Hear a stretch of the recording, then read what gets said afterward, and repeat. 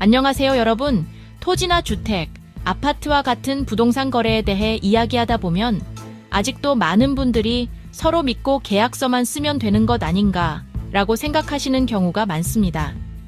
하지만 인도네시아에서 부동산 거래는 단순한 약속이 아니라 법적으로 매우 중요한 행위입니다. 바로 이 지점에서 공증인, 즉 노타리스의 역할이 꼭 필요해집니다. 토지에 대한 권리를 이전하거나 새로운 권리를 설정하거나 토지를 담보로 대출을 받는 모든 계약은 반드시 공적인 증거를 통해 입증되어야 합니다. 이 공적인 증거가 바로 공증서류, 즉 공정증서이며 이는 반드시 권한을 가진 공무원 앞에서 작성되어야 합니다. 토지와 관련된 경우 그 역할을 담당하는 사람이 토지등기증서 작성관, 즉 PPAT입니다.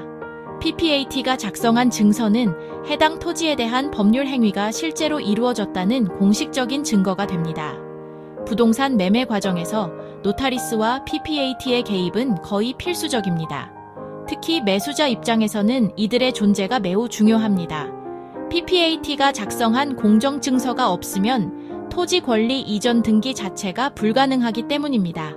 즉, 토지 등록과 권리 이전은 오직 PPAT가 작성한 공정증서를 근거로 해서만 진행될 수 있습니다. 그렇다면 노타리스와 PPAT는 무엇이 다를까요? 많은 분들이 이 두 직업을 혼동하는 이유는 실제로 하나의 사무실에서 노타리스와 PPAT 업무를 함께 제공하는 경우가 많기 때문입니다. 먼저 노타리스는 법무인권부 장관에 의해 임명되는 공직자로 민사 영역 전반에서 폭넓은 권한을 가지고 있습니다.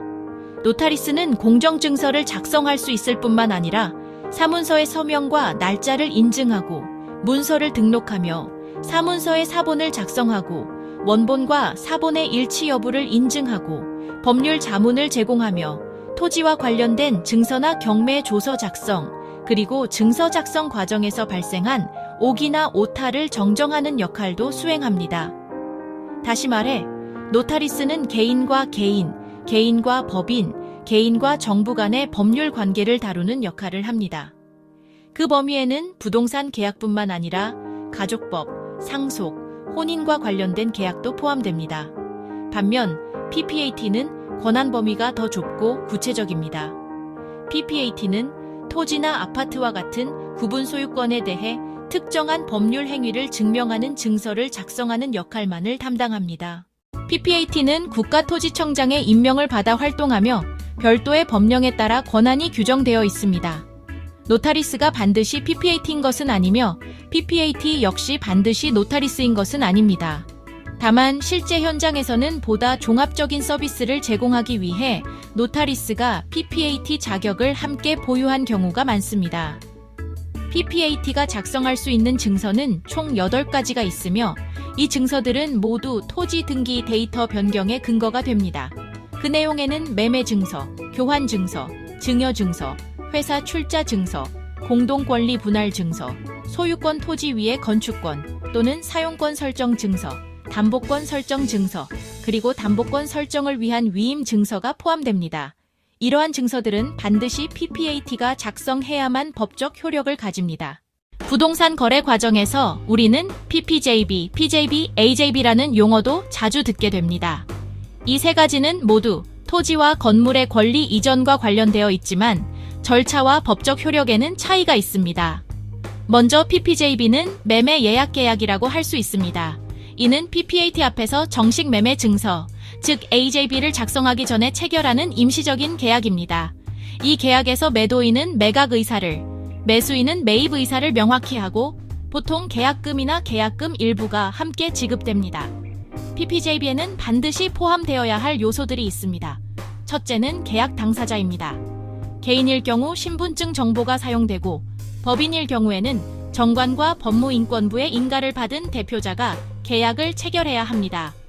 둘째는 계약 대상, 즉 토지와 건물이며 이는 등기증이나 기존의 권원에 따라 명확히 기재됩니다. 셋째는 결제 방식으로 계약금, 중도금, 장음 지급 일정이 포함됩니다. 그 외에도 당사자의 권리와 의무, 계약 불이행 시 제재, 분쟁 해결 방식 등이 명시됩니다. PPJB는 보통 사문서로 작성되지만 노타리스 공정증서로 작성할 수도 있습니다. 다음 단계는 PJB입니다. PJB는 노타리스가 작성하는 계약으로 여러 사정으로 인해 아직 AJB를 체결할 수 없을 때 사용됩니다. PJB에는 두 가지 유형이 있습니다. 하나는 이미 매매 대금이 전액 지급된 상태에서 작성되는 PJB 완납 계약이고, 다른 하나는 아직 대금이 완납되지 않은 상태에서 작성되는 PJB 미완납 계약입니다. 완납된 PJB의 경우 행정 절차 문제로 AJB를 바로 작성할 수 없을 때 사용되며, 매도인이 매수인에게 AJB 서명을 위임하는 내용이 포함되는 경우도 많습니다. 미완납 PJB의 경우에는 계약금, 분할 지급 방식, 완납 시기, 그리고 계약 불이행 시 제재 사항이 명시되며 이후 반드시 AJB로 이어져야 합니다. 마지막 단계이자 가장 중요한 단계가 바로 AJB입니다. AJB는 PPAT가 작성하는 공정증서로 토지와 건물의 권리가 공식적으로 이전되었음을 증명하는 문서입니다. AJB의 형식은 이미 법적으로 정해져 있기 때문에 PPAT는 당사자 정보와 거래 대상 정보에 맞춰 이를 작성합니다. AJB가 서명되고 등록 절차가 완료되면 법적으로 토지와 건물의 권리는 매도인에서 매수인에게 이전됩니다. 이 모든 과정을 살펴보면 노타리스와 PPAT의 역할은 단순한 행정 절차가 아니라는 것을 알 수 있습니다. 이들은 거래가 법에 맞게 이루어지도록 보장하고 당사자의 권리와 의무를 명확히 하며 향후 발생할 수 있는 분쟁을 예방하는 역할을 합니다. 실제로 거래를 진행하기 전 단계에서도 노타리스와 PPAT를 통해 토지의 법적 상태, 권리 관계, 건축 허가 여부, 개발업체의 신뢰도 등을 사전에 확인할 수 있습니다. 그래서 부동산 거래에 노타리스의 역할이 왜 필요할까요? 부동산은 단순히 금액이 큰 자산이 아니라 오랜 기간 유지되는 법적 권리이기 때문입니다. 노타리스와 PPAT 없이 진행되는 거래는 향후 큰 법적 문제로 이어질 수 있습니다. 처음부터 노타리스를 통해 거래를 진행한다면 부동산 거래는 훨씬 더 안전하고 명확하며 확실한 법적 효력을 갖게 됩니다.